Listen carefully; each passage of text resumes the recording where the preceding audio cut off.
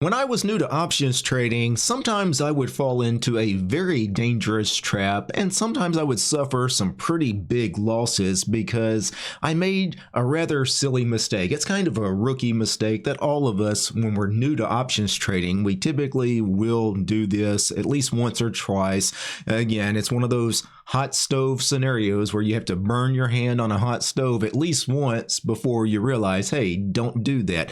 And what I'm talking about today is the idea of if you put on a trade as a spread, it needs to come off as a spread. So when we're talking about spreads, anything that has multiple legs to the strategy. So we're talking about vertical spreads, calendars, diagonals, butterflies, iron condors, covered calls, covered strangles. So it could be a combination of stocks and options, and all of that I'm going to consider a spread. There's multiple components to that strategy. And when you open that position, everything goes on as part of one spread. And when you close the position, everything should come off as one spread.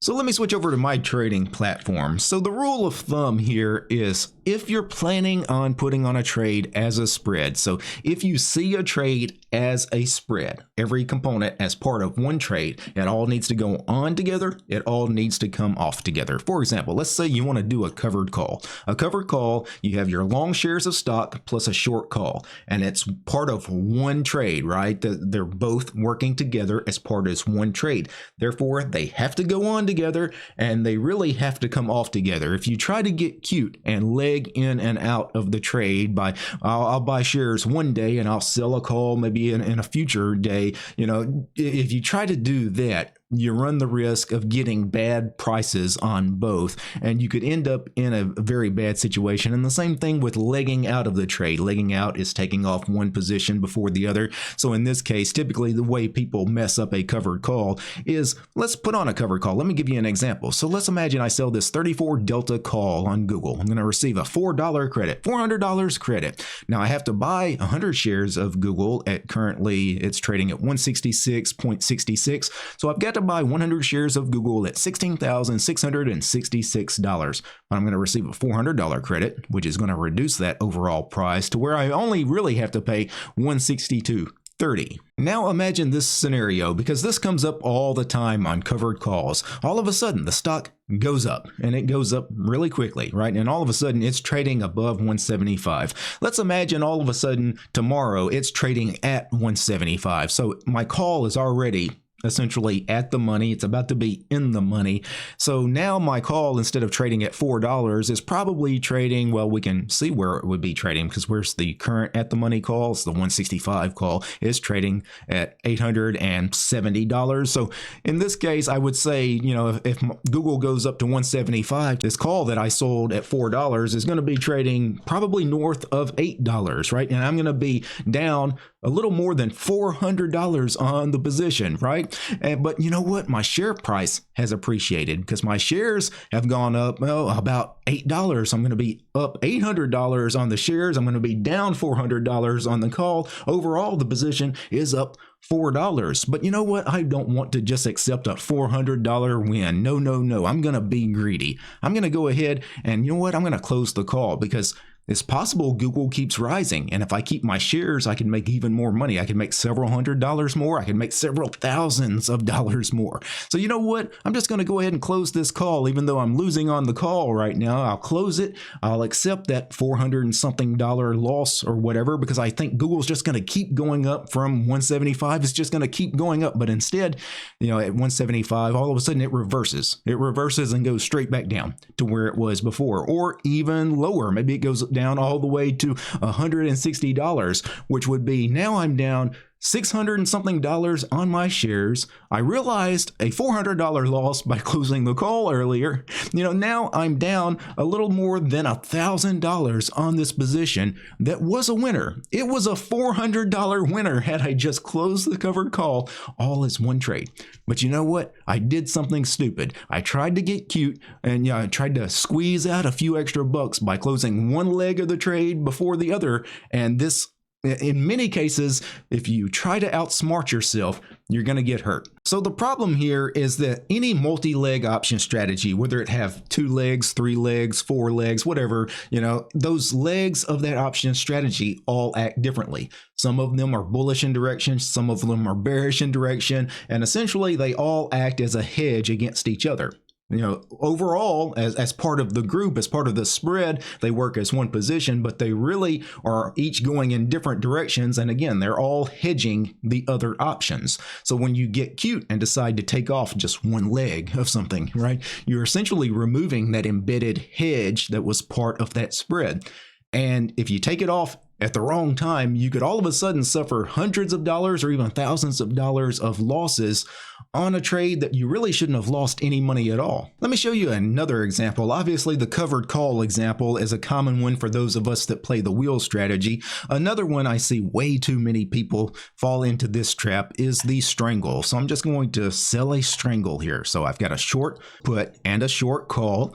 And now let's imagine Google, which is currently trading at around $166. It drops all the way to 155. And now this short put is underwater. I'm losing money on that short put. But you know what? I made a lot of money on the short call. So the short call helps offset some of the losses on the short put. But you know what? I get cute. I think, you know what? Because I've made so much money on the short call already, maybe I've made 50, 60, 70% of max profit on the call. I'm going to go ahead and close that for a winner. Now this short put is way underwater, but I'm thinking, well, you know what? Google might go back up. And then I could close the put maybe for a scratch or even a small winner too. Basically you're trying to outsmart yourself. You're trying to get cute. Remember, as a strangle, as a multi-leg strategy, the put and the call kind of act as small little hedges against each other should Google go up or down in a big way, and you remove that hedge when you get cute and decide I'm going to close one before the other. And now remember, if your timing is really bad, you could suffer a really catastrophic loss on something like this. So again, if it went on as a strangle, if you're treating it as a strangle, it needs to come off as a strangle. Now, not all strangles are put on as a strangle. Sometimes I will sell a put as a put.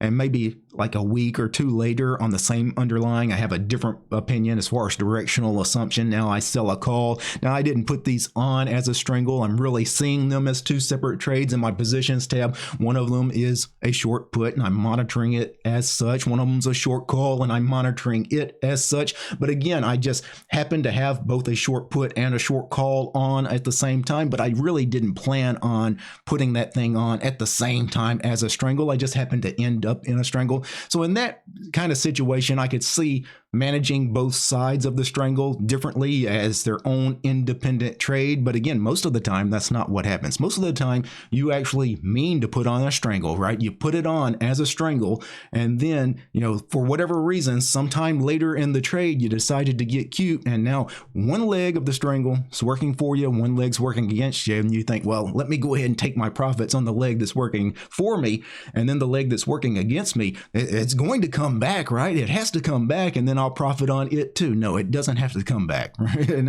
many times it will not come back. Another very dangerous scenario, maybe the most dangerous scenario, is those of you that do vertical spreads and you try to leg out of a vertical spread. And that is extremely dangerous, especially if you do it on a very high price stock. Because why do we use vertical spreads? It's because the underlying stock is too big for us to do naked options. But when you leg out of your vertical spread, what have you done? Now all of a sudden you have a naked option, right? So if it was too big for you to begin the trade in a naked option position, don't all of a sudden put yourself in a naked option position by trying to leg out of a spread. For example, let's go to Netflix, which is a very high price stock trading currently at $613 a share. And let's imagine I'm going to sell a put credit spread. I'll do a $5 wide put credit spread. I'm going to receive $137 credit, My max loss is only $363 because it's a $5 wide spread, right? So 137 is my credit minus $5, 363 is my max loss. It's a defined risk strategy, right? It's a very small trade as long as it goes on as a spread and comes off as a spread. But look at some of the prices on these individual options. You can see my short put is trading right around, we'll call it $13. The long put is trading right around $12. So you're talking about a $1,300 option and a $1,200 option. What if all of a sudden, for example, on this put credit spread, that Netflix goes down and it goes down, you know, and it's about to breach the strikes of both of my puts here?